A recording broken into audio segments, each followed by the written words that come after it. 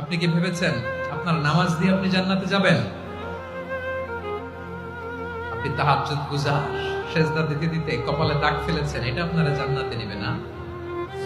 আপনি এলাকার সবচেয়ে বড় হাতেমতাই, দানশীল, এই দানের ভরসায় বসে আছেন।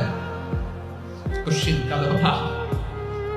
আমাদের নামাজ, আমাদের রোজা, আমাদের ইবাদত, এগুলোকে মিজানের পাল্লায় উঠালে কোনো ওজনই হবে না।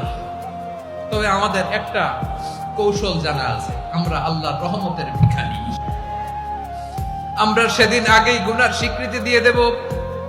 আমরা বলবো, আল্লাহ তুমি প্রশ্ন করার আগে তোমার একটা কথা বলি, আমারে কিছু জিজ্ঞেস করো না, আমি সব করেছি। এমন কোন পাপ নাই যে পাপ আমারে দিয়ে হয় নাই। তোমার রহমত দিয়ে তুমি জান্নাতে পাঠাবা, তোমার দয়ায় জান্নাতে যেতে চাই, আমল দিয়ে না। পারবেন বলতে? কেমন